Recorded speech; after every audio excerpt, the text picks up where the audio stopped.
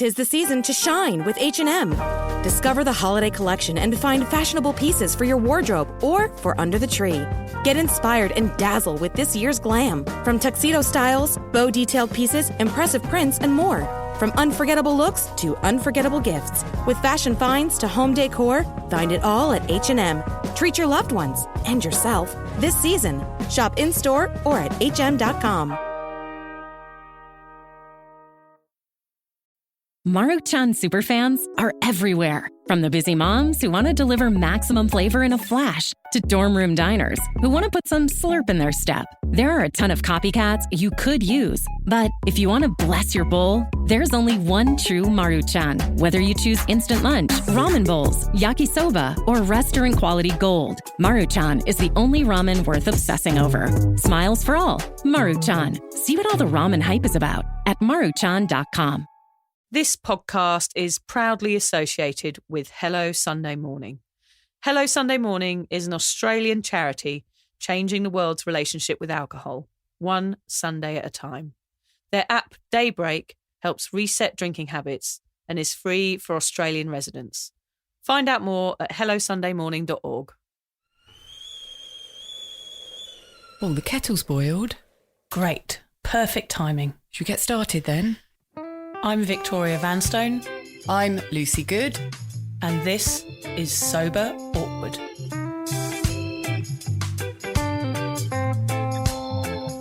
Right, Lucy, over to you.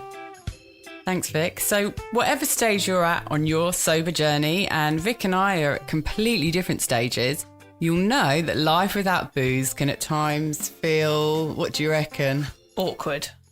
Lucy and I invite you to listen to our podcast where we discuss the realities of sobriety, the good, the bad, the ugly, and the cringingly embarrassing.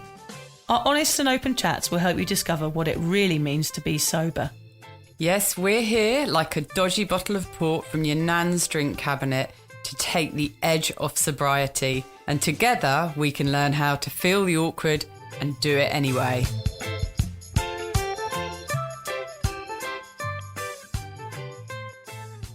Right, hello, welcome to podcast number 5, everybody. Uncanny Similarities. Oh, hold on. Alan. Hold on. What are you doing? Alan. What are you doing? Just clearing up. Well, you can't do it now because we've just started recording. Would you mind? Yeah, can you do that later? Oh, Are you going to get in a huff now, are you? I thought it was fairly obvious. I mean... Yeah, like we're going to have hoovering throughout our podcast. Oh, he's not looking very happy, Lucy. I don't know. Let's just carry it's on. Every bloody time. Every week. He's like a naughty little troll, isn't he? Lives inside the booth. The booth troll. That is what he shall be named from this day forward. The naughty booth troll. Yes, we'll call him that from now on. So why are we here? That's what I want to know. Oh, I don't Again. know. I don't know. No, I can tell you why we're here, because we're going to do episode number 5 of our podcast, which I might just throw in. It's had over 3,000 downloads in just 4 episodes. Yeah, which is really amazing. Yeah. Getting loads of lovely emails from lots of people. Have you had a good week? Yeah. Yeah, good. Mine was interesting. My weekend I spent at the hospital, another morning at the hospital with the kids. Thought we had little Georgie had a broken leg, but he was limping around for a couple of days, but it was absolutely nothing wrong with it. And what time of day was that? I mean, surely these things usually happen in the middle of the night. Yes, don't my they? old hospital visits, in my drinking days, of course, were mostly in the evenings. So there was a lot more going on, but it was during the day. It wasn't quite as exciting, to be honest. Oh, it was very clerical. It was just pieces of paper being stamped and us waiting for hours on end. Oh, it's awful, isn't it? It's all Yeah. part and parcel of being a mum. Yeah, I or know. being a parent, I should say. Yeah, well, at least I wasn't hungover to drive there. I imagine if I'd been drunk or hungover, drunk the night before, I wouldn't have been able to take him to the hospital. And, I'm sure I probably would have done that, like stinking of booze. Imagine what the doctors must think when you go in there and you've got wine breath from the night before. It's just not a good look, is it? Yeah, I mean, I don't have to imagine because I have probably done that a few times. I mean, when you've got to take your kids to hospital, you've got to take your kids to hospital. And with my kids, it always tends to happen in the night. Yeah. And I mean, it might be 3 a.m. that we go in and I've stopped drinking at 10 or 11 the night before. Mm. So you really are running the gauntlet. I know, it's terrible, isn't it? Yeah, All and those who things. wants to be in a hospital feeling like that? It No. was not nice. No. So, yes, so at least you managed to do it with a nice, clear head. Yes, yeah, and the doctor was quite handsome, so that always helps. Oh, that makes it all worth it. And the leg wasn't broken. Let's No, just add. I think I might fake a broken leg, though, next time, just so I can go and see the handsome doctor. This is where we get our kicks now. Yeah, it's sad, isn't it? Two pervy old ladies hanging around hospitals.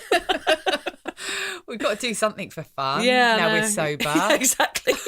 We can drive to the hospital whenever we want. Can I just put a clause in this podcast? Say, do not go and hang around hospitals and then blame us because we'll get in trouble. Looking for sexy doctors. I think you've got a funny story for us today, Lucy, about a similar thing about, being humiliated for doing something you shouldn't be doing. Is that right? Yeah. Well, no, I was just thinking about what to say and, about how my week went. And I've kind of got a high and a low point. And like everything at the moment for me, every point in my life, I managed to bring it back to this sobriety journey that I'm on. So shall I start with my high? I think I will. Yeah. Yeah.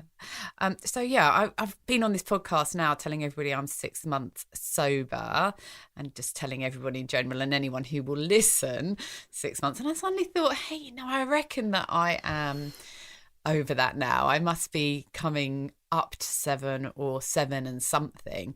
So I had a look at my app on my phone called I'm Done Drinking, and I'm over 8 months. Amazing. Yeah. So I'm feeling, not only am I feeling really good that I'm over 8 months, but I feel really good that I'm at that point where I'm not counting the minutes. Yeah. Well done. That's so good. So good to check in on that and see how yes. you're doing. And it is good to know that you're not counting anymore because it's, it shows progress, doesn't it? Yeah. And I think you're not so aware of it. Exactly right. I put something on your group because I wanted to share my win. With some people on your Facebook group, and I said to people that I'm not counting because I'm not looking for a finishing point. But some people do dry July or whatever, a month, 3 months, a year, and I think that's great. But for me, this is a lifestyle choice, so there's no point in counting all the time. But it is really nice to refer to that app and have a look and see how well you're doing, and whether it's just out of interest or if you're having a hard time. Yeah, just to give yourself a little pat on the back every now and again. Yeah. So, Just what was the downer? Come on. Okay, look, the downer. I am going to share this one. Went to the gym. I go to the gym about 5 times a week. Been going to the same gym for several years. And went in this week and I got chucked out. To be honest, nothing surprises me. I thought it was quite rebellious of me, Yeah, actually. what did you get chucked out for? Talking too loudly on the phone. That is so weird. Why was it? How loudly? Look, you know what I'm like. Yeah. I mean, pretty loud. I mean, Alan has to make sure my microphone's suitably set up so I don't burst people's eardrums with my laugh. And I was laughing on the phone conversation. But look, I know there'll be people listening who are thinking, yeah, I totally get that. She was one of those really annoying people who talks on the phone at the gym. And I get that. And I don't think I should have been doing it. But somebody called me and I just thought I'd take the call, and I must have been talking exceptionally loudly, and I had a lady come over and very politely ask me to leave and finish my phone call outside. What did she say? Get the fuck out of here. Well, she may as well have. I was so humiliated. Oh no, it's embarrassing. I had to kind of do the walk of shame with my head hung low. Oh no. Leaving but I did. I went out, finished my phone call, and then I had to walk back in again and finish my workout, which I did, brave old me. But the reason I thought I'd bring it up in this podcast today is because it's actually quite relevant to what we're talking about, because I thought about this whole situation for the rest of the day, and honestly I still think about it really now, a few days later. Because you felt humiliated, like embarrassed by I did. Being thrown out of the gym. I mean, it really was nothing. Yeah, it's not even nothing. a big deal, really, it's not a big deal. And I might just add that there was only one other person in there. Right, so it's nothing even to be ashamed about. It's just like a little tiny thing. She was really polite, and I said, I'm so sorry, I had no idea I was being so loud. Yeah. Anyway, I thought, I sort of delved into it a bit more, because it was about 3 PM. Now, usually what I would do is head home, pass the bottle, grab a bottle of wine and drink that, because that would hide those awkward feelings I was feeling. So you'd numb yourself out to deal with the shame and embarrassment of you having a feeling about something. Exactly right. Yes. And Oh, I didn't do that, Vic. I want No. a pat on the back for that. I didn't. You didn't go home and put needles in your eyeballs or anything, did you, instead? No, I was tempted, but I didn't. No, instead I just filled myself with self-loathing and just thought, I'm such an awful person. I can never go back to that gym again. Oh, dear. Of course, I'd been back and it was absolutely fine. But the reality is I'm super sensitive and I'm an empath. And you're nodding, Vic, because you're both of those things, aren't you? I've realised in sobriety that I am exactly both of those things, extremely oversensitive and an empath. So I'm soaking everything up in the room at all times, and that's a lot of responsibility for anybody. It sort of leads us on to our topic, doesn't it? Exactly. And that's why I thought I'd mention it, because it's a couple of personality traits that I've got that made me find it so hard to deal with such a really irrelevant situation. But just before we go on to the reason, why we're talking about what we're talking about, the other thing that it made me feel, I realised, was it reminded me of what it was like those many times that I was very politely but firmly asked to leave clubs, pubs and bars over the last 25 years. Funerals. Yeah. I mean, it was exactly the same feeling of, I had no idea I was upsetting people. I was just enjoying myself, chatting on the phone to my friend or getting absolutely annihilated in a bar. So it definitely brought that feeling back for me. And that was a horrible, horrible one to feel. So you had like a sober hangover, basically, Lucy. You had a situation that arose that made you feel sort of anxious, and so it caused like a sober hangover, I guess. It did. Yeah, so you felt the same sort of feelings of shame and anxiety. Yeah. Horrible. Yeah, and I'm talking about a gym which is a really chilled out gym. I mean, I'm the youngest person there, that's why I go. It's not pretentious at all. I'll give you an idea of what how old is everyone? They're old. I went down there about a couple of years ago, drove down there in the winter, first thing in the morning, pulled up in the car park, realised I still had my slippers on. Oh, like everyone else in there. Yeah, I just thought, I'll just go in. Went in, did me work out in my slippers and no one blinked. No one cared. That's the kind of gym it is. Why I was worried, I don't know. Oh, but it's because I've got certain personality traits that I do find excruciatingly hard to deal with. Yeah. And so for the last 25 years, I've dealt with them by masking them and numbing them out with alcohol. And that's what we're talking about today, aren't we, Vic? Yeah, uncanny similarities. Yeah. So, I mean, many people have got an idea of what a typical alcoholic looks like or what the typical behaviours of an alcoholic are. I mean, you've only got to look at the way that we tell you we've behaved in the past. And these misconceptions can lead some people to believe that only certain types of people can suffer from alcoholism, or that alcoholism is somehow a choice or a lack of self-control or good decision-making. Such misunderstandings may help perpetuate dangerous stereotypes about alcoholism or make it less likely that a person who needs help gets the support they deserve. And the reality is that anyone can suffer from alcoholism. It doesn't discriminate. So no matter where you come from, what you do, your personality type or your family history, or if your life is going to plan or not, there is a chance that at some point you may lean on booze to get through tough times. One of the main reasons we do this podcast is to make people aware that anyone could have a destructive relationship with booze, and it might be hiding in plain sight. We hope that by being open with our own issues, it might make you stop and think before it bites you on the bum. Lucy and I disappeared off the radar because we were not your typical drinkers. We hid the fact we were struggling because we couldn't admit the truth that alcohol was really making us feel a bit crap. But now, since we have met and been honest about it, we've discovered that our drinking patterns and our lives are very, very similar.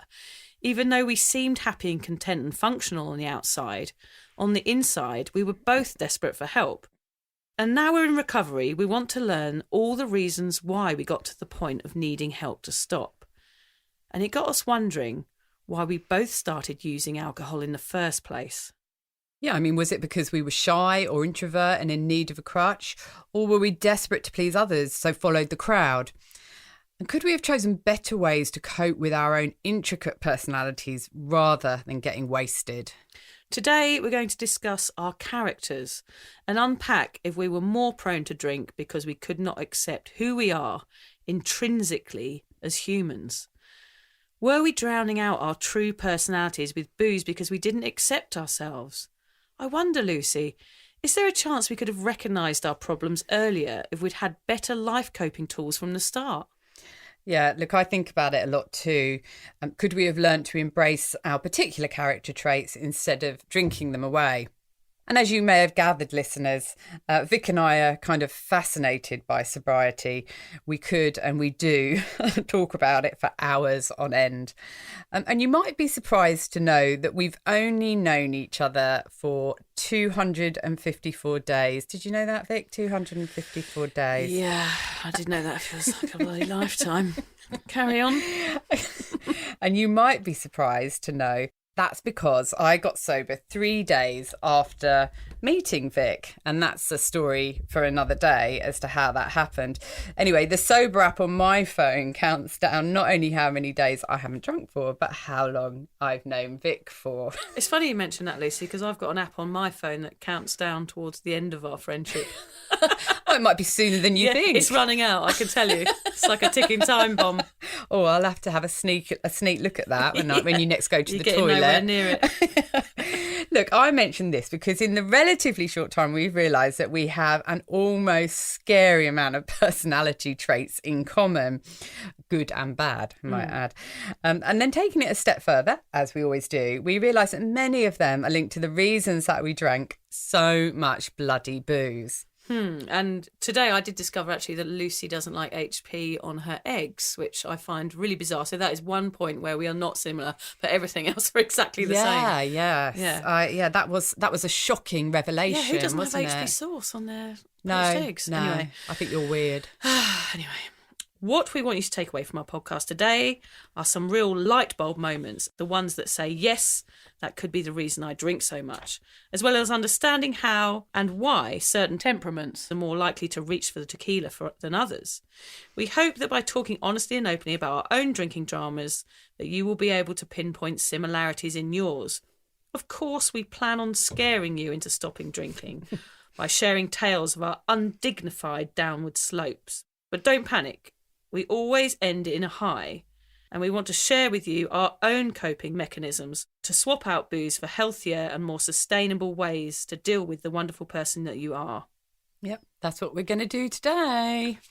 And I suppose we have to start with the awkward, this awkward question of what similar traits do we have that we believe also fueled our drinking? And we have mentioned it in our introduction, but again, we're talking about us. This is really about us, this podcast, isn't it?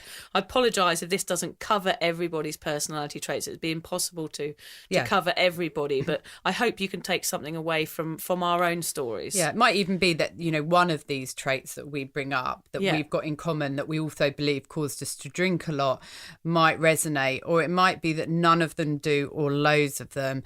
But this is just hopefully going to help you to maybe look at your own and say, yeah, that could be because I'm like that. That's one of the reasons that I like to have a drink. Yeah.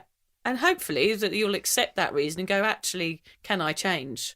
Yeah, which is what we've done, really, isn't it? Exactly. And that's what we're going to go into, as well as sharing our awful, lots of awful, horrible things about ourselves. We know the listeners love to hear our horrible, debaucherous tales of drunken misconduct. Yeah. If you ever want to feel good, just listen to us. If you really want to reach the lows of depravity, then tune in. Yeah, and if you resonate too much, then you probably need to stop drinking. You probably need help. Yeah, we laugh, but if we didn't laugh, we'd probably cry a lot. We do cry quite a lot. Yeah, now, sometimes in private. But look, our list, we usually sort of decide what we're going to talk about, and then we make our own little lists of what we want to say. But because of the nature of this podcast, we're talking about our similarities. We made two lists, didn't we? And they were almost identical. identical. They're the same, yeah. So look, why don't you start, Vic? Just tell us maybe the ones that really pop out. Your traits that you have had when in your drinking days that you think made you reach for a drink more than you should have. Well, I think I grew up with 3 elder siblings, so I was very easily led. I wanted to join the party. I remember we've talked about that before on the podcast, which meant I had a very rebellious nature. I just wanted to grow up before my time, and my way of doing that was to reach for alcohol. So one of my intrinsic personality traits was to rebel against the norm from a very, very young age. So, of course, that led to me wanting to impress my peers because I wanted to impress my brothers and sisters and be like, look, I can do this. So, of course, impressing your peers when you're a teenager, the only thing you're going to do is reach for a bevy. Oh, yeah, definitely. And that's what I did, yeah. Yeah. What about you? Look, I think maybe the first one that I'd like to bring up is shyness. Yeah. That's a really big one for me. And it's one that I'm actually dealing with all these months into sobriety now, and just finding social situations quite awkward. I find it really funny that you and I tell people that we're shy, because I don't think we come across like that at all. We're not shy in this room when we're together, but perhaps we're more introverted than we realised. Yeah, I've been on TV, on the morning show and stuff like that, and I can do things like that, but it's just certain social situations that sometimes I find really difficult. I find them difficult now, and looking back to when I was 15, I did. So I can remember taking my first drink at around the age of 14 or 15, and it really was like taking a magic pill, because it took away all my inhibitions and I was able to communicate with people instead of being in this really socially awkward place where I could barely say a word. So you went from being totally shy to then becoming a completely different person after you'd taken that drink. Yeah, totally I did. And so much so that I can remember when I was young. I mean, we used to go into the pubs when we were about 15 years old in England. It was all quite different, wasn't it, then? Yeah. Or just going around. Fake IDs. Yeah, even if they even bothered looking. Yeah. They were the days, Vic. Those are the good old days. Packet of Marlboro Lights in your pocket. Not like that anymore, is it? We shouldn't be looking back with something like this.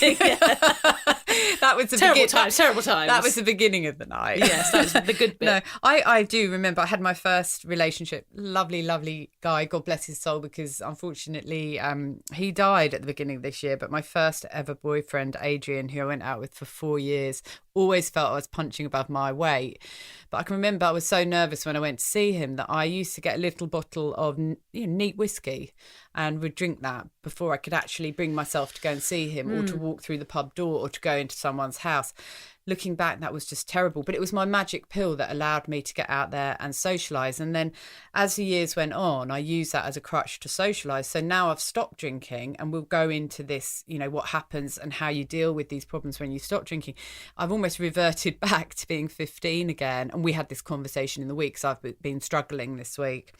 So for me, my trait that, and I think a lot of people will feel this who are listening, my main one was shyness and being an introvert.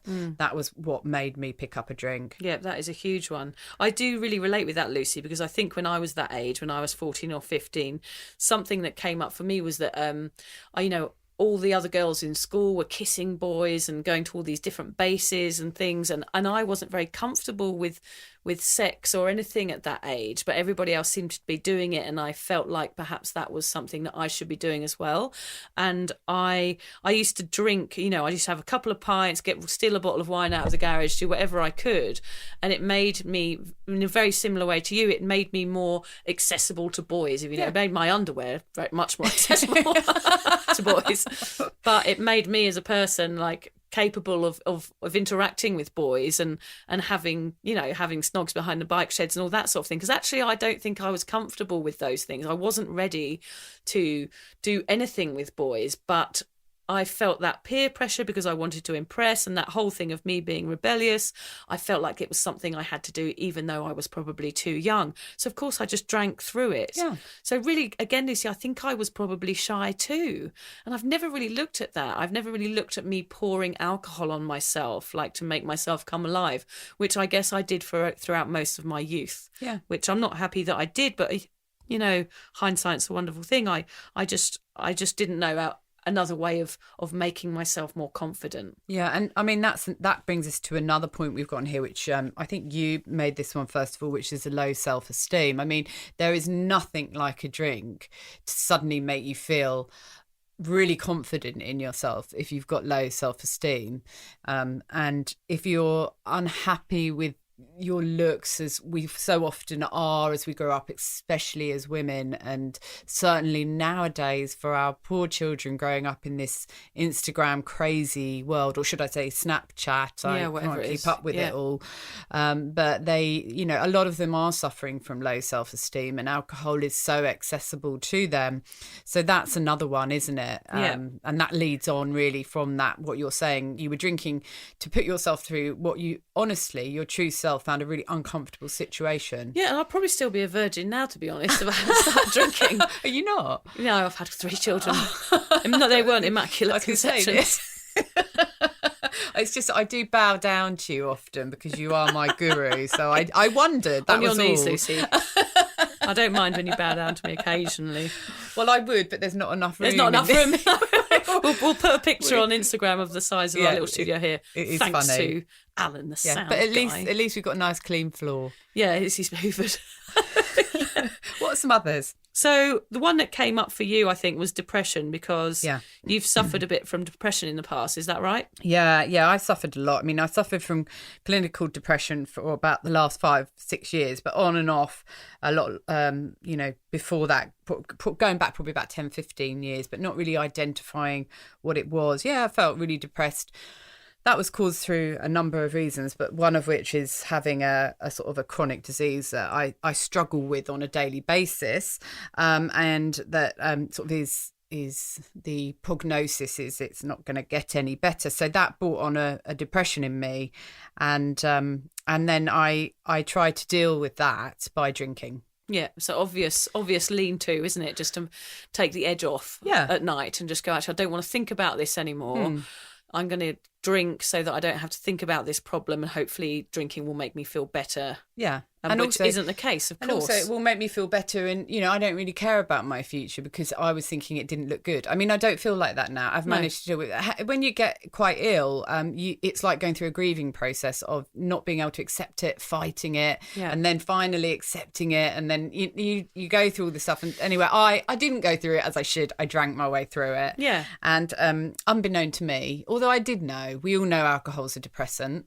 Yeah. But it made me feel good. I thought maybe they've got it wrong somewhere down the line, 'cause the only thing that actually makes me feel good is a drink. Well, that is really because it makes you forget all of the problems in your life. So therefore it feels good at the time. Because everything else is gone, but then it's doubly worse the next day, which goes on to what I experienced, a similar thing, which was anxiety. Yeah. I became very, very anxious after drinking due to taking too many recreational drugs in the 90s as well. I had a bit of a situation then which led to a lot of anxiety, which resurfaced again when I became a parent. So all of these things are all personality traits that have developed for certain reasons. It doesn't really matter why you have them or who you are. Yeah. They're just things that you are intrinsically as a human that definitely relates to how you drink. So Lucy drank for depression. I drank for anxiety because of shy. You said you're a perfectionist as well, Lucy. Yeah, that's a really big one. Yeah. And I think a lot of people who I spoke to, when I've been to some of your sober meetups, Vicky, and I speak to people, perfectionism comes up a lot. I mean, none of us can be perfect. We're trying to do something that's impossible. So she with the, what does it say on your T-shirt? Let that shit go. Let that shit go. It's got on her T-shirt. We'll take a photo of it. I think I will let that shit go after that curry you had earlier. Yeah, well, let's finish up here as quick as we can. I don't really want to be a part of that. Sorry. But yeah, well, you may be perfect in every way. Yes, I'm glad we got that clear. But yeah, I mean, you who wants to be perfect? It's boring. You're boring. Yeah, okay, I don't mind. But yeah, if you're trying to reach something that is impossible to reach and you never get there, you're going to constantly be beating yourself up, and that's not a good thing. Yeah. And so you drink to make yourself feel better.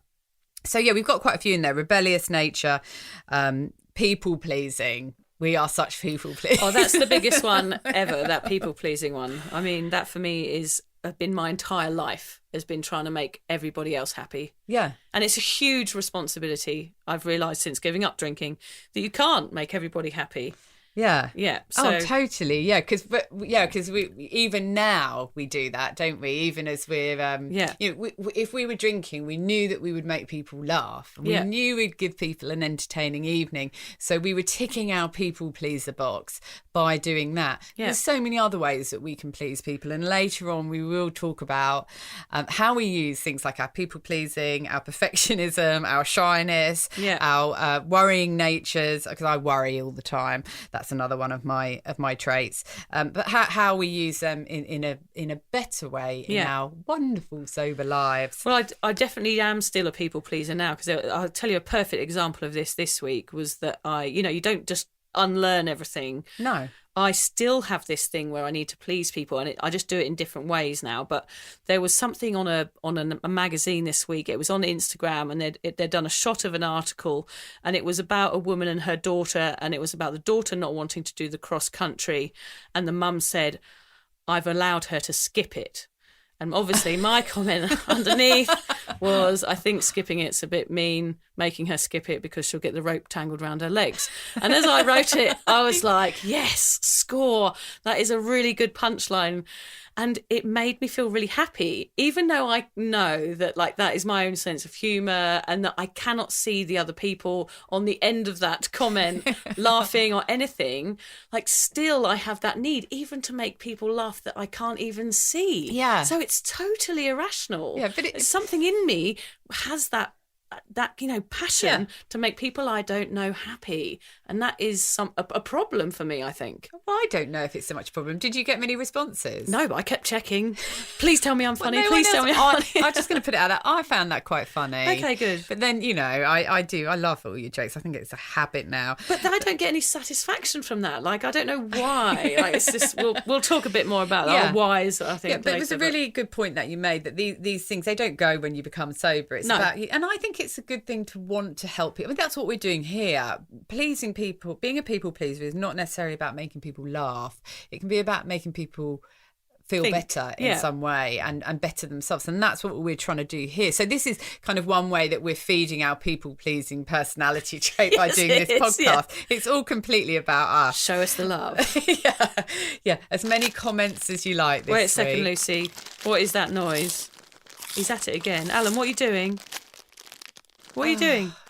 I can't eat crisps right now. God, we're going to have to keep going, because otherwise, because I've got to carry on. All right, okay. Well, now I've lost my train of thought, because I wonder what flavour they are. Yeah. I hope they're not Walkers. Oh, I do love a smoky bacon. By the way, you should have said chips. Oh yeah, chips. Sorry, he's eating a packet of chips right next to us on not the floor, hot chips, nibbling away, making crumbs on the carpet. The troll. What did you call him? The booth troll. The booth troll is having a snack. Right, carry on. Yeah. Anyway. Where were we? Okay, so let's talk about basically the result of what happened to us with these personality traits that we've just mentioned, when we just kept drinking through them instead of dealing with the reality of how we should have handled them in our life. Because there's nothing wrong with any of them. They're things that a lot of people have. Yeah, natural traits. But not for us. We couldn't do it. We're too weak. So we just picked up a drink to deal with it. So, go on. Do you want to sort of start? Because you've got some really good ones here. Well, yeah, obviously the rebellious people pleaser, we've referred to that already. Alcohol went hand in hand with that, so obviously that was something I was going to turn to. My main one, of course, the result of me being a drinker and not coping with myself was when I became a mother, and I got anxiety, and I found the whole thing so bloody overwhelming.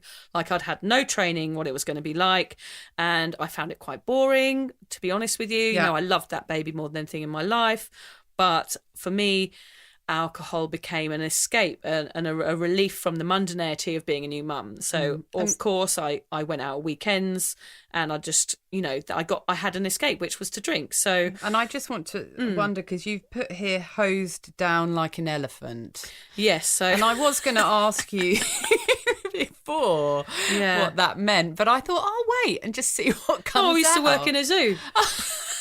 Oh, you hosed down an elephant. My husband once, when I got one of the first times I went out and got pissed after having the baby. Sounds terrible, doesn't it? Please don't tell anyone, listeners, that I did that a lot. But yeah, I'm just being honest. But yeah, my husband, I'd been sick and in my handbag, it had overflowed in the taxi. I was in a lovely sequin dress and I came in, I was leaning against the front door, and as he opened at the front door, I sort of collapsed onto the floor just with my legs sticking out like the Wicked Witch of the West.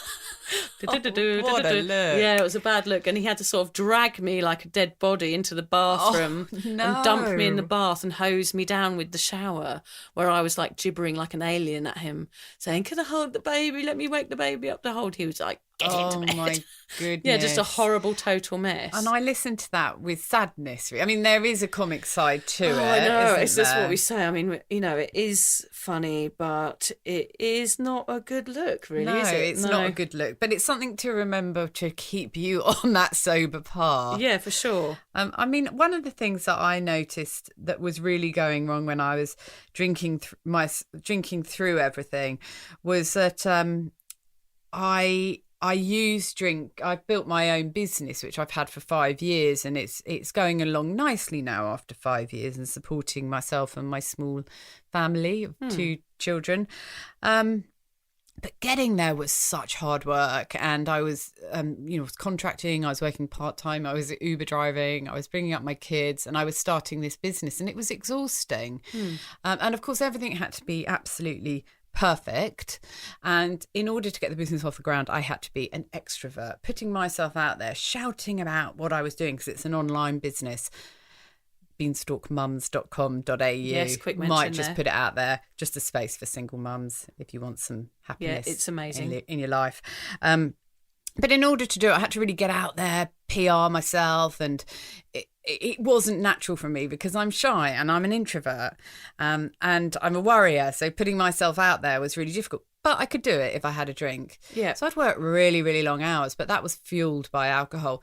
If I'm going to be honest, and this is, I'm just going to, little disclaimer, I'm not saying that you should drink, but I actually probably think I couldn't have done what I did sometimes without drinking, because I haven't got the nature of putting myself out there.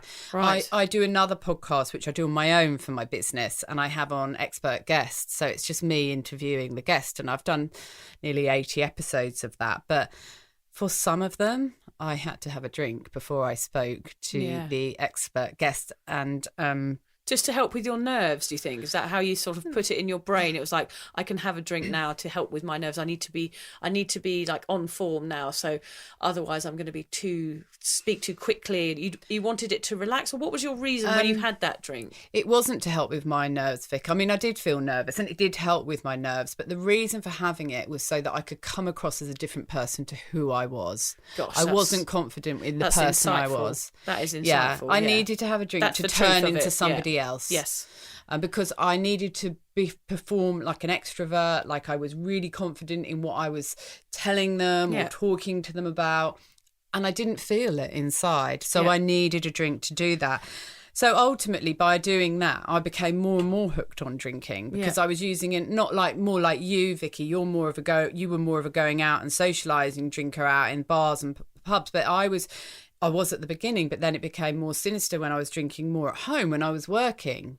It was every time I worked, every time I cooked dinner, every time I did anything, I had a drink. Yes, you couldn't escape from it. It's just constant. I couldn't. It really exacerbated my my drinking a lot. And so, of course, and the other one, that the result of drinking through these character traits is, of course, that I created a lot more problems around my depression, because unbeknown to me, I was making it worse and worse and worse until I got to the point where I was, I was pretty much getting close to rock bottom, and so close I still couldn't see that the problem was the drink. Isn't that amazing that you didn't correlate the two at that time? No, I didn't.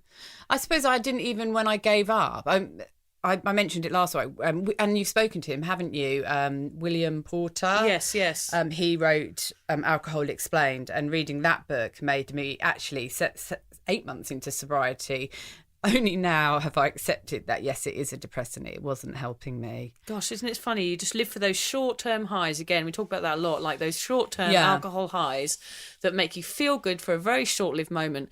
But the fallout from that is huge. And it can last, for me, those anxiety attacks that I had on a Sunday, they would last throughout the whole week for me. And it wouldn't be until the Friday night where I'd probably drink to stop the anxiety and start it all again. So it was just actually a bit like a high that I was just spent a week, a 5-minute high that I probably spent a week recovering from and then started it again. Yeah, it is madness. So you had a characteristic, which was that you felt anxious. And in order to deal with that, you would drink. And that was actually making you feel worse. And it's not until you get sober that you can recognise that it wasn't working for you and it wasn't serving you. Suddenly it becomes as clear as day, doesn't it? But it does take a long time. Yeah, but it's that social thing, isn't it? It's that social norm that, like, I can't not do this. I have to do this. So I've got to keep doing it because otherwise I'm going to be the odd one out. So I just kept doing it because I'm a people pleaser. I didn't want to be the odd one out. Yeah. And everyone wanted you there so you could make them laugh by being the most drunk. I wanted to fulfill my role as, you know, the funny person with the funny lines that did the moonwalk or whatever stupid dance move I was doing on that day. The podium, which I'll tell you what the podium is very quickly. The podium is not me dancing on the podium. The podium was me being a podium and people climbing up onto my back. So I'd be like on all fours and I'd be covered in disco dirt the next day because all my clothes would be completely ruined because I'd allowed an entire nightclub of people to dance on my back. How odd. I know. The podium. I'd be like, Vic's doing the podium. Yeah, no, there I was crawling around. Get on you get. And being an empath, I'm thinking, why didn't those people think they might hurt her? Nobody cared. They just wanted to dance on my back. And you were just there on all fours with people. I mean, that's almost... I had footprints on my back the next morning. That makes me sad as well. It makes me laugh and it makes me sad. I'm feeling a real range of emotions with these stories. I just thought it was funny. Like, I know it sounds mental. It was I don't do the podium anymore, let's just say that. I don't know, maybe we'll have a go. Maybe we'll have a go in here. Alan can get on my back. I'll ride around. We take a photo. Come on, Alan. On your hop. So this moves us really nicely on because the next thing we're going to talk about here is how we coped with those characteristics in sobriety. So how the stupid things we were doing to manage our personality traits. When we became sober, how did we deal with it? And it's really good because the first thing I've got here, what you wrote down, Vic, is that you wrote a list of all the bad things you'd ever done. And I'm imagining that the podium and the elephant hose. No, neither of them are on there. Because there were so many other ones. I mean, they're just the tip of the iceberg. You couldn't fit them on the list. No, I couldn't fit them on the list. There's a lot worse things than that. So one of the first things I did when I decided to give up drinking was to make a list of all the terrible things that I'd done. So just all the really embarrassing things, the things that, you know, the terrible one-night stands and just the awful behaviour that I did. And then I sat down with that list. I can tell you it was worse than Santa's naughty list. It was, you know, terrible. And I looked at the list and I read it back and then I looked at each little thing, each little sentence, and I wrote not okay next to it. So it was really clear that I'd done all these things, and looking back and reading that list back, I realised that none of the things that I'd been doing were okay. It was for everybody else to be entertained rather than myself, and I was putting myself at risk. I'd lost myself in this character that I'd become, in these made-up characteristics, if you like. So when I read that list back to myself, I realised that the person looking back at me from that piece of paper was a complete raving lunatic banshee. It wasn't me. Well, I don't know. Oh, a little bit, yeah. Apart from some things on there were okay. It was quite funny watching you eat your Thai curry tonight since you asked for it. Super duper hot, she said in a confident voice. She did look like a lunatic banshee eating that, I have to say. With my eyes bulging out of my head. You asked for it hot, dear. Oh, yeah, I regret that. No, but that's a really serious point if you put it. And my life at the moment is punctuated with really shameful memories. Yes, and I had a lot of them. And I often think I should write a list. Yeah. Just in case as well, if I weakened in my sobriety, just look at that list. Because it was a really it was a massive eye opener for me to realise that all of the behaviour that I'd had was bad for me, and it was funny for everybody else, but it was bad for me. And I mean, as listeners, you can do this: make a list of all of those things, and then read it through and write "not okay" next to it. 'Cause it's a very satisfying thing, and it makes you realise that actually none of those things had any benefit for you. I never walked away with anything with my head held high. I was always had my head bowed in shame with a hood on the next day, feeling terrible shame and guilt. Whereas now I don't have that. I do have my head held high because I know what I'm doing, and I know what I'm doing. I'm present and I'm aware, which is a huge, huge difference. What about you? Yeah, look, well, we're looking at, how we coped with our characteristics in sobriety. And I think the most important one for me that I'd like to share, in the hope that others out there might try to do it as well, and their journey to it might be different, but is to accept yourself for what you are. All these characteristics, which you probably look as quite negative because they're causing you to pick up a drink.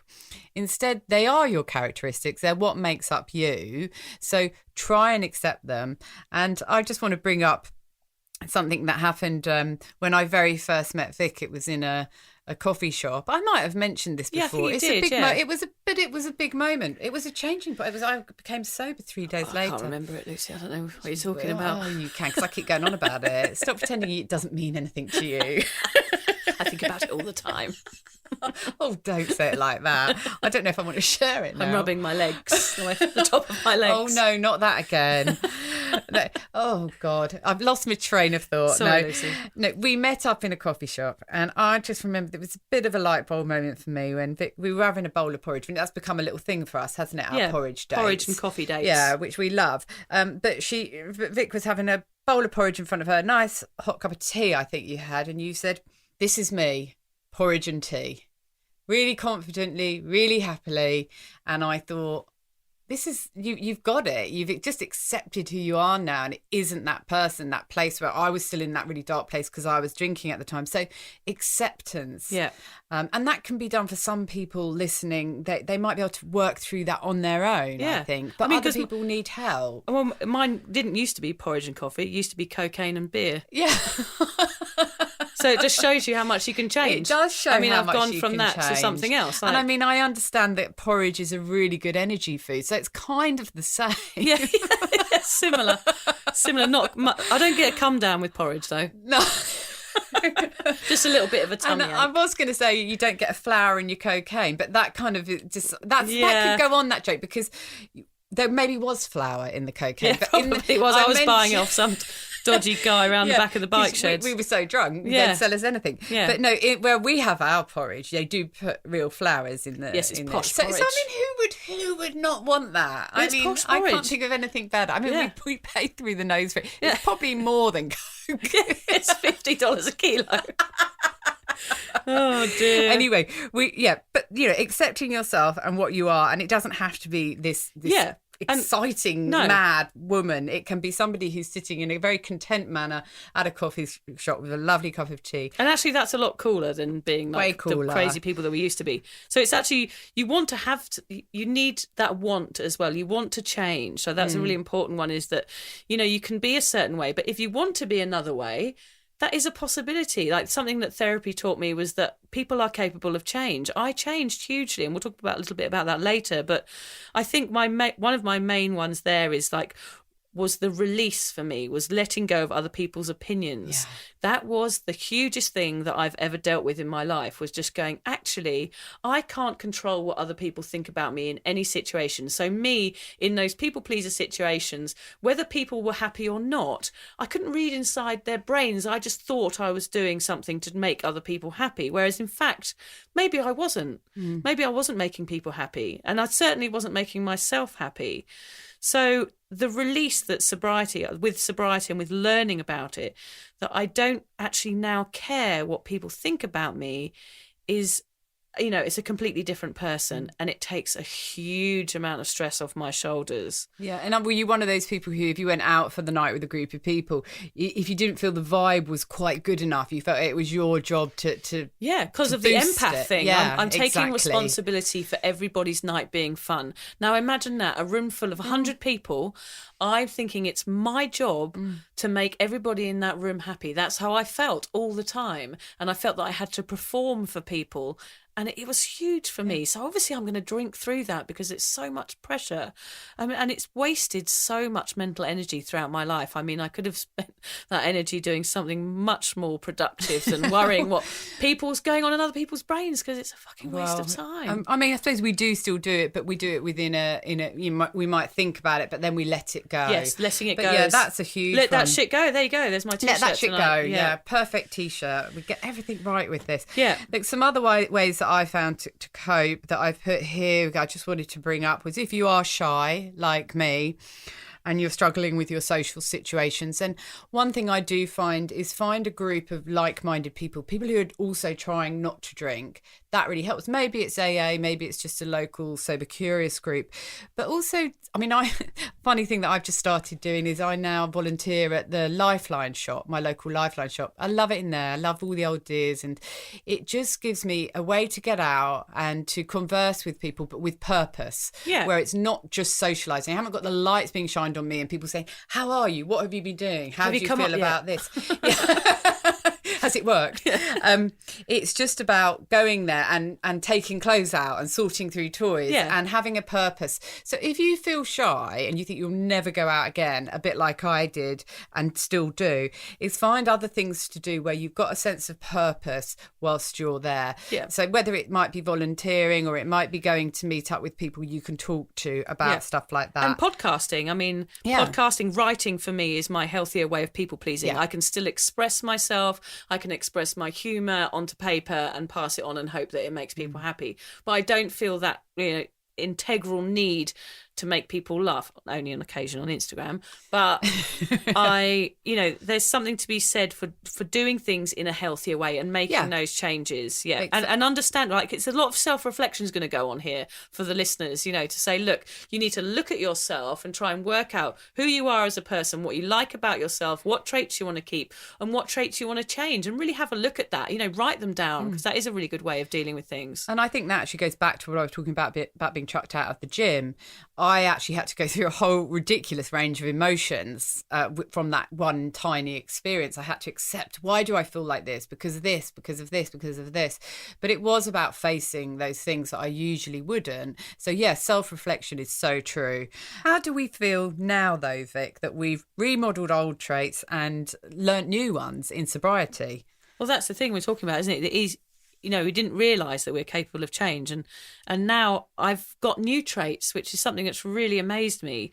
My first one is obviously contentment. I'm so much happier. I'm content with who I am. And there's been a massive, unexpected journey into me. That's my first major thing about sobriety, is the journey into the self, which is totally overwhelming, but also totally fascinating. I'm now also much more aware of how my actions affected others in the past. I mean, we talked about hospital visits earlier. That was something I felt very embarrassed about after becoming sober, was the amount of time I'd taken up from ambulances and terrible hospital visits, that I'd done various injuries while drinking. I'm aware of that now. I'm aware that I was taking space for people who really needed it. And I feel terribly guilty about that. But at least now I'm much more aware of my actions. I'm definitely more conscientious. I get stuff done. I'm more responsible and organised. It's amazing what you can achieve when you're not hungover. I think I'm kinder. I'm more aware of people's feelings, kinder to myself and others. And I'm definitely more authentic. My smile is genuine. My laugh is real. There's no fakery. And I'm really enjoying embracing who I am without the booze mask. I think it blocked my emotions really for many, many years. For 26 years, I wasn't really feeling emotions because I was drinking them away. And now I'm getting to feel those emotions again. And I'm starting to really enjoy it, even though it can be really confronting in the beginning. There's loads of things that have changed within me, and they're all for the better, which is the positive note about sobriety, is that, you do change, and intrinsically you change. Everything changes about you, and it's always for the better. Yeah, it is. And I think the way that you're talking about those things shows that you're a lot further down the line of sobriety than I am as well. So I'll share my things as well, because I think it comes from a different point. It comes from a place of having not spent as much time being sober, because I still find that a lot of mine are, well, I mean, we still got the same personality traits, but as I mentioned before, I've learned to accept them and to learn to live with them. And that's a form of self-love. I love myself a lot more now. Self-love instead of self-loathing. I'm still an introvert. That's a hard one for me. I really am an introvert, but that's okay. And that's part of the process. Yeah. I mean, that's part of the process about learning who you are. And there's nothing wrong with being an introvert. That's kind of a misconception in the world, isn't it? There's nothing wrong with being an introvert. An introvert means you can stay at home, be cosy, have a cup of tea, and not have to face the chaos. It's perfectly okay. I know there's so many people who do need to be surrounded by people, and I'm fine with people like that if that's what you're like. We all need different things to get by, and for me it's about sort of being in my peaceful place, usually on my own. It makes me sound sad, but I like that. I mean, I like to be with people as well, but I have to turn down invites. That's a really hard one for me that I've been struggling with, certainly over the last few months, and being able, and this is something Vic's helped me with, being able to say no, because I know that that's what's best for me, and I do have a right to say no. And some people might find that difficult when I say no.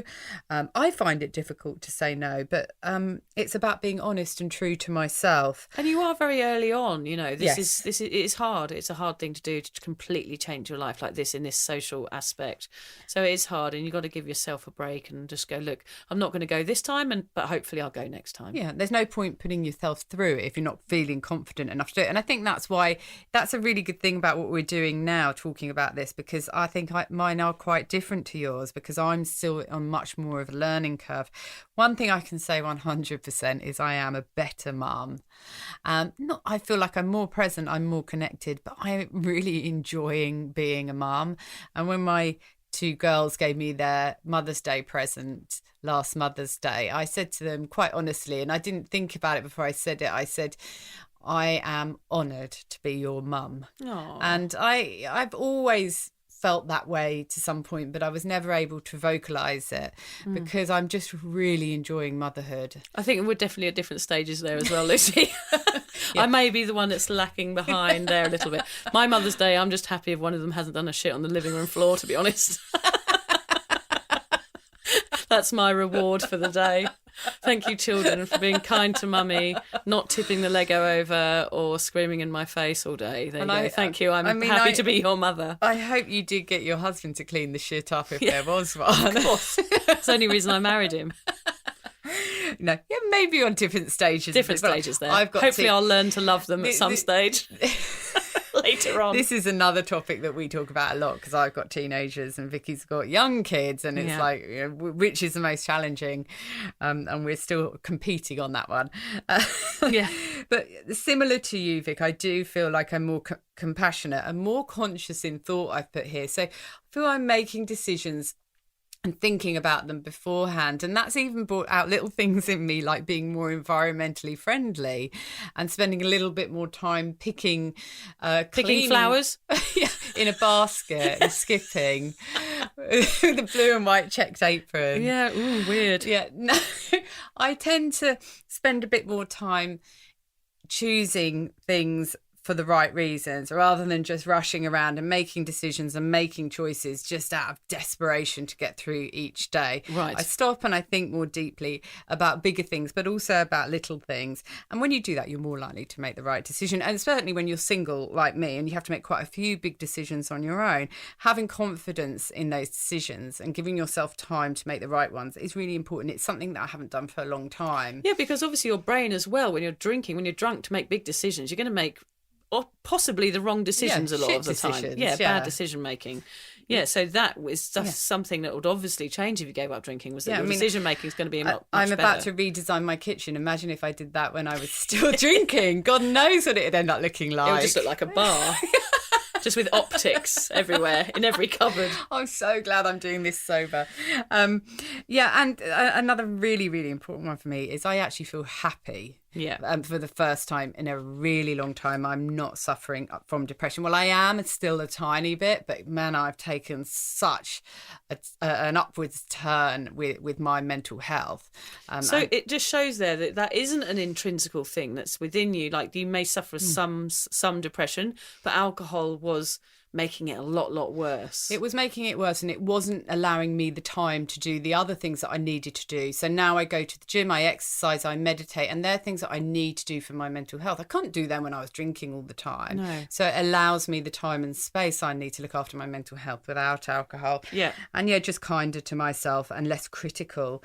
And I mean, I just think whatever I'm doing, like we were in a restaurant earlier, weren't we, Vic? And it's like, I'm going to have whatever I want off the menu. I can do whatever I want. I'm sober, for goodness sake. I've got sober. I've done one of the most amazing things and something I never thought I was going to be able to do.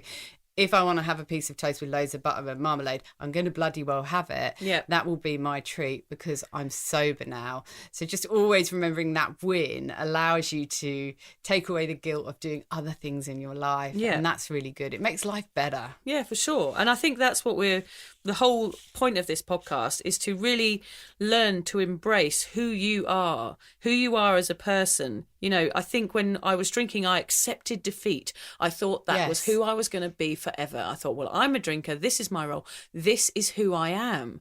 And in fact, that wasn't who I was at all. And I feel sad that I wasted so much time being somebody I wasn't. But I'm glad now that I've changed and I can be who I truly am, which is someone who is a bit more of an introvert and, all of these other things that I'm fully embracing right now. It doesn't mean to say it's easy to be who you are all the time, especially in social situations.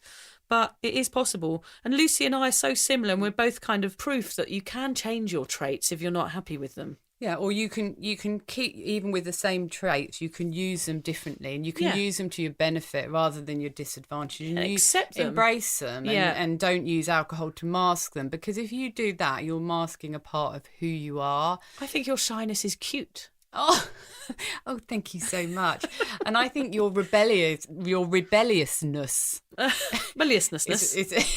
I think that's really rebellious. And exciting. I do. Gives me an edge. Well, there was something you put down which I thought was really great. I think you took it off, but you said that you get easily excited, which I thought was hilarious. Yeah. Well, now, what you were saying as well earlier, you were excited. What did you have? You went out with your daughter and you had coconut ice cream. Oh, yes. I had a waffle this morning with my daughter and it had coconut ice cream on it. And I was enjoying it so much. The fact that I was out having breakfast with my daughter, it wasn't hungover, and I was just hearing the birds, enjoying her company. She's a teenager. I was enjoying her company. And I kept saying, oh my God, this is the best waffle ever. This coconut ice cream is amazing, to the point where she said, Mum, can you stop going on about it? Oh, teenagers. Don't let you have your say. I was living in the moment. It was amazing. Simple things. So much. I might go back and have another one. I'll send her a photo and tell her how much I'm enjoying it. It's good to get excited over simple things. It is. makes life much less complicated, doesn't it? Yes, it's almost as if your level and your need for that excitement once alcohol has lowered a lot. So the little things are really, really enjoyable. Yeah. So we've got some tips and takeaway, Lucy, like always. What have you got to say? Yeah, so hopefully these will help our listeners if they're feeling that they've got similar personality traits or different ones, but they do want to try and change. We reckon that it's both interesting and helpful to recognise the personality traits that make you want to drink. In fact, in some cases, we believe it could be one of the many golden keys to sobriety. We are all made up of a mix of characteristics which make us wonderful and unique, if sometimes a little troublesome. Although it can be hard, try and embrace what makes you you, instead of masking it with shit tons of booze. We're the first to admit that when it comes to coping mechanisms, alcohol can seem like the easiest and the fastest solution available. But we absolutely promise you that it is not the answer. It's actually the problem in a wicked disguise. Please believe us that this is the truth, and remember it next time you reach for a drink for any reason. Try some of the tactics we've talked about to work through the personality traits that may have pushed you to overdrink, like making a list. Get professional help, and you deserve it if you feel that's something you want to do. In our experience, it does get easier the longer you are sober, because sobriety brings truth to the world. With truth comes acceptance. And from there, everything travels uphill with the ease of a motorised bicycle. Oh, except your boobs, Lucy. If you have them, they'll continue their downhill spiral. Sorry, we can't help with that. You're talking about my boobs? No, mine. Windsocks. Elephant's ears. No. Back to That's why he was hosing me down. Back to the elephant. Whatever the pesky alcohol advertisements might suggest, booze is not going to make you or your life better in any way. Never fall for it. And if you believe that it will on any level, remember this: beliefs are just stories that we make up in our heads. So change your story and your life by not putting that drink to your lips. So get to know you without the booze. Find out what your true personality traits really are once the ethanol has soaked from your skin. Lucy and I think you might be pleasantly surprised and actually like who you become.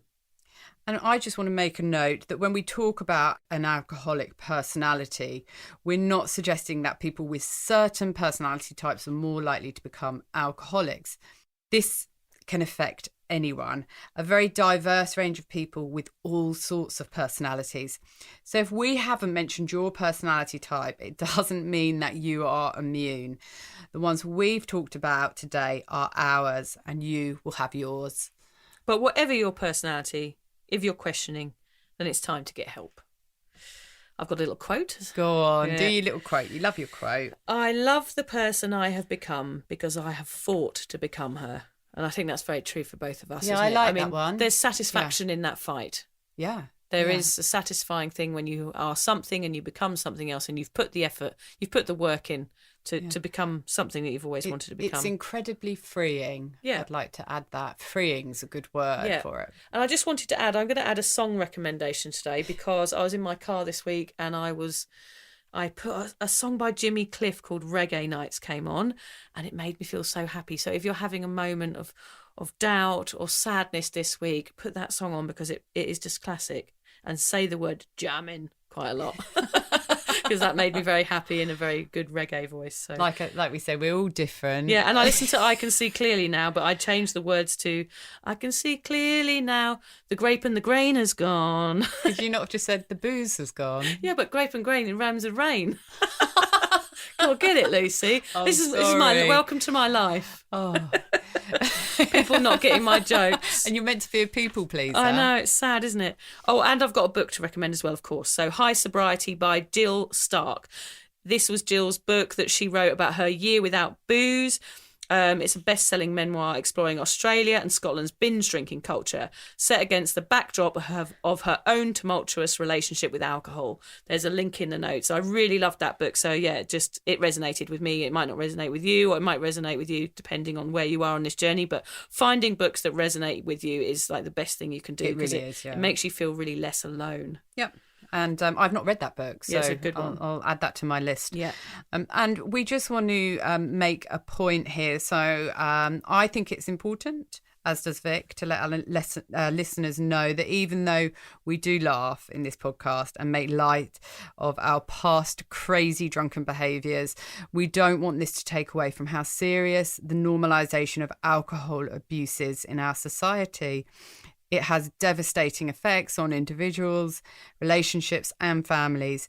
Vic and I are both passionate about helping others that are struggling and hope that our humour and insight into the life of two ex-binge drinking party girls will give others hope that you are not alone and everybody can live a full and happy life after alcohol.